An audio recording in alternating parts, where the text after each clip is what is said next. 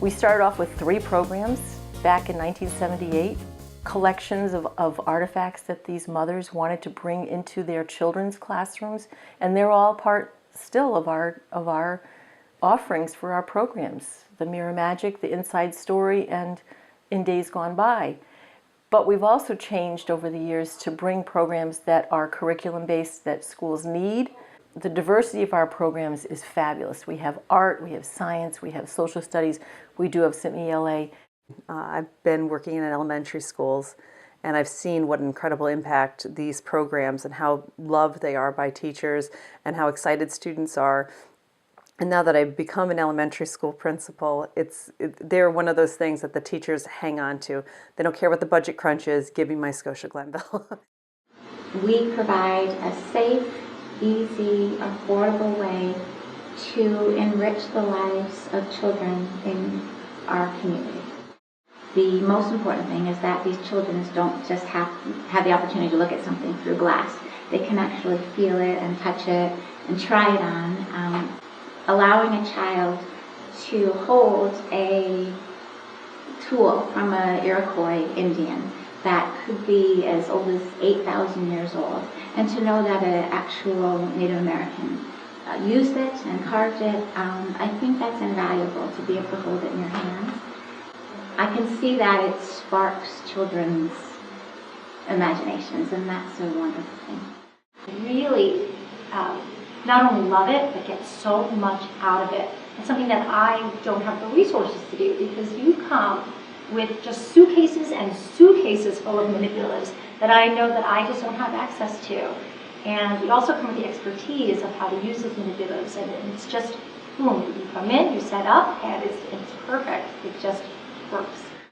You also have provided us drop-in programs, which you don't know how many people are coming, and we've never had the Glenville Museum run out of supplies. There's always been people who are kind and keep their patience all the way through whatever time slot it is, and everyone walks out smiling, and that's important too. And they engage the kids. It's not just talking at them, it's getting them to think about what they're doing and why they're doing it. Both from my experience and from the things I learned in studying to be a teacher, the more senses that anyone uses, the longer you will remember something. And the more concrete you really know it. It is actual knowledge that you'll have for the rest of your life. It's one thing to have a book or to have a video presentation about mammals, the coyotes, the bears, the squirrels, the chipmunks, but then it's another thing to have the skull of the animal, have the fur of the raccoon, have the bear claw, and when kids see those and they go, wow, you're connecting dots for them that they can't get with just looking at a book. But ultimately, I want these kids to be excited about learning. There are always things that engage the learner. Even in that information giving part of the presentation, there's always someone coming up and putting the hat on that the beekeeper has and using the smoker. It really engages them, it connects them, and that's what education is all about.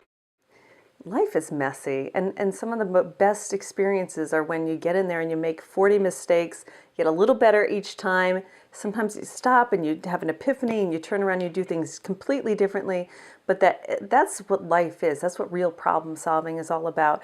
It's often not a neat experience with pencil and paper. We've gotten to the point where kids are looking for the right answer, and we focused on the answer rather than the process. And the process is really important. And because as adults, that's how we learn. We get in there, we do things incorrectly, we revise, we create, and this is how really interesting things happen. I mean, that's one of the other strengths of many of the programs that Scotia Glenville Children's Museum has to offer. There's so many hands-on learning opportunities.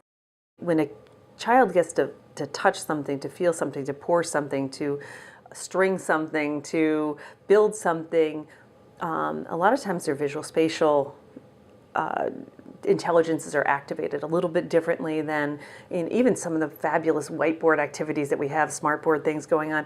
You know, when kids actually get to move it, change it, twist it, build it, touch it, talk about it, Those experiences for a lot of our kids are amazing. Anytime you can ignite people to be curious, to believe in their ability to understand things and have a desire and find it fun and fascinating to understand things, those folks are not going to be satisfied with an education that ends grade 12.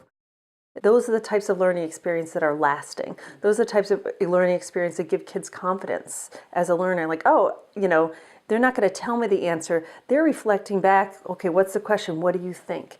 Those kinds of experiences lead people to be more curious, to take more chances, to get out there, to believe in themselves as a learner. And when we can, as a Scotia Glenville Children's Museum, present those kinds of programs where kids have those opportunities, it's not only great for the kids, it's great for the teacher in the room to see that happening. Fractions program and the measures or measurements program, and I know the fourth grade teachers like the simple machines program, is that it really does help prepare the students for the New York State tests. We can count on hiring Scotia Glenville Children's Museum to come in and have a lot of quality experience crammed into these short periods of time, but they really are integrated into the curriculum. Typically the programs are right smack, either they open up a unit for a teacher, they really energize it midway, or it's a really great capstone experience for a unit where they get to put their hands on things, they get to learn a little bit more, they get to extend that learning. And so it's a lot of quality time with kids with authentic learning experiences. And it's good stuff, and that's why the teachers still want it, in spite of the fact that there's such a time crunch to get through Common Core. It's just quality time well spent. I've always felt that true discipline is freedom to learn. And you have to be free of everything going around here so that you can focus. And they give the children that discipline and that freedom to learn in that experience. Is that they reach out to teachers saying, what do you need from us? How can we support you? We know that you are facing this new curriculum. We know that it's rigorous. We know it's demanding. How can we support you? That was one of the most wonderful things that I could have heard. You know something's going on that's good because everyone is engaged.